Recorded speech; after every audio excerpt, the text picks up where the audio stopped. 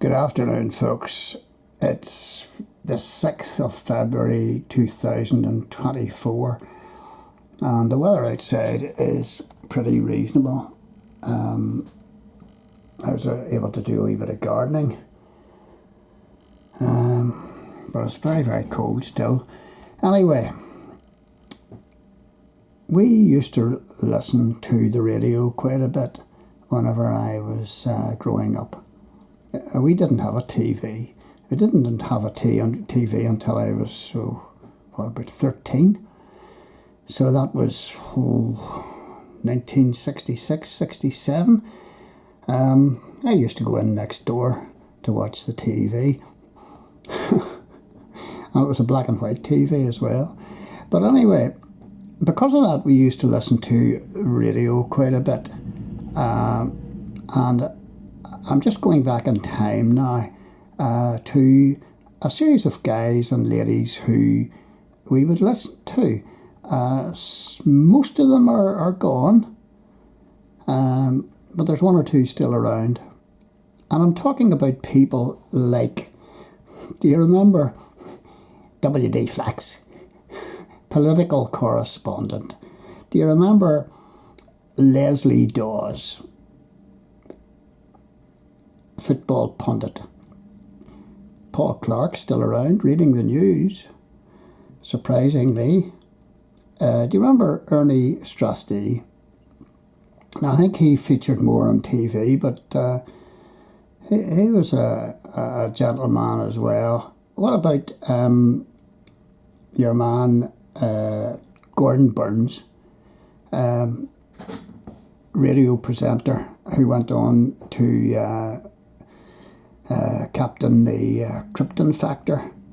And then there was, what about Charlie Weatherspoon, roaming out and about in the Ulster countryside? What a character. He used to interview eccentric characters, but he was as eccentric as the day is long himself. These were guys who were real characters. What about Jimmy Green?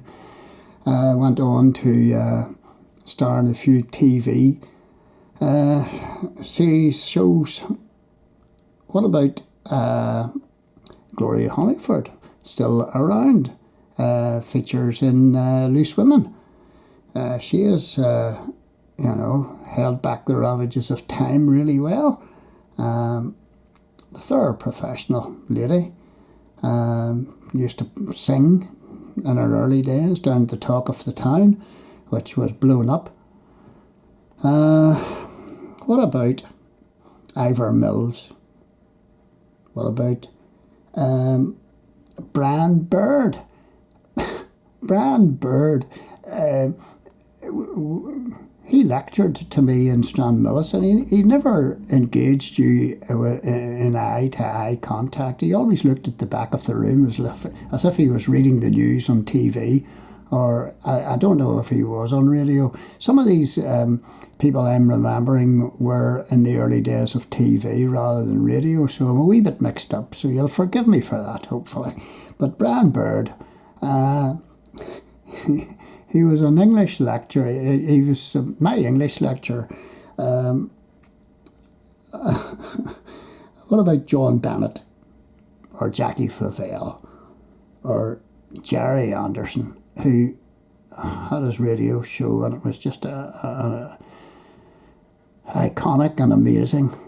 You never knew what he was. I don't think he actually knew what he was going to be presenting himself. What about Barry Cowan and David Dunseith on Talkback? How he kept his sanity trying to present that show. There's a few other ones, Noel Thompson, Seamus McKee, people like that. And what about Roland Rosser? Do you remember Roland Rosser? Talk 20 to the dozen, football pundit, amazing character. But the guy I want to home in on today just passed away recently, and this was the gentleman that was Walter Love. and I used to listen to him on the radio. Unbelievable, all those years ago. And the years roll by, and he died, last week, and he was 88. And I remember passing him in the street, and I said to myself, that's Walter Love. Because these guys were celebrities in their own right. There he is with Van the Man. And I'm not even going to try and make up my own commentary on this. I'm just going to take it straight from the Belfast Telegraph, Friday the 26th of January. Walter Love was the Mr. Respectable of broadcasting and was a terrible practical joker. In other words, he tried to do practical jokes, but they backfired. He was a terrible practical joker around the BBC. The organisation's former head of radio programme has said veteran broadcaster died on Friday, aged 88.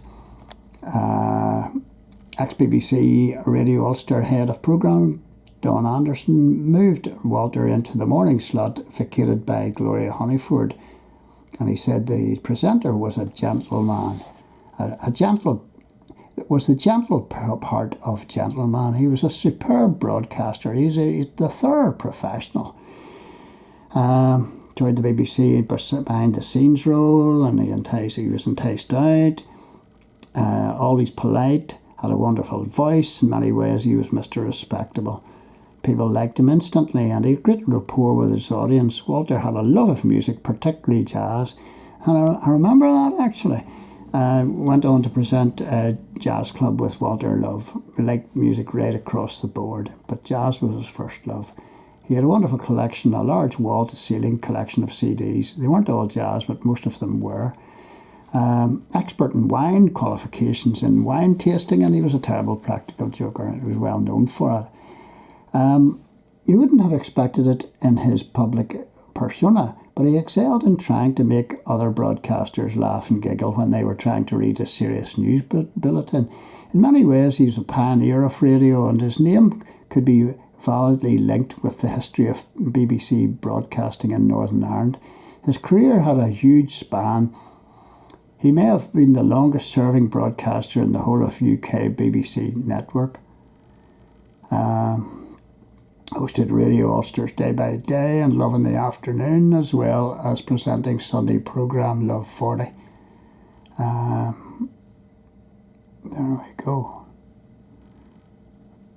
He started as a freelance in the 1950s.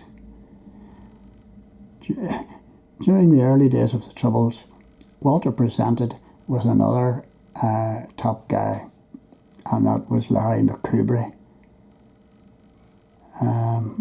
He presented Scene Around 6. Larry McCoubrey, do you remember him? These guys had a wee bit of humanity, had a wee bit of humour, and you laughed along with them. You didn't laugh at them. Awarded an MBE, this is Walter Love, for his services to broadcasting in 1997. Incredible performer on air, genial, kind, cheerful, and with a hint of mischief. And you can read there, he was a best loved broadcaster. These guys formed my childhood. They were the backdrop to my childhood. I used to listen to them. Nicest of men, finest of broadcasters, but primarily a charming, erudite gentleman who loved jazz and travelling. A life-enhancing good man. Walter Love is gone, but not forgotten. It's sad to see him. News of his dying a week or two ago, and I said to myself, I'll have to make a video about Walter Love. But all of these guys that I've mentioned, and ladies that I've mentioned, there was Miss Adrian as well, who was Adrian McCulloch, I think it was. No, McGill. And Rose Dale was there as well. And, And you look back on these names that were part of your everyday scene, and they're all gone. So it's just sort of points you to remember you're not getting any younger. But I used to love listening to these guys. And it was very much a community radio back then. There was no big careers or anything like that, and everybody mucked in together. And Walter Love was part of that. So this is my salute to Walter Love, gone but not forgotten.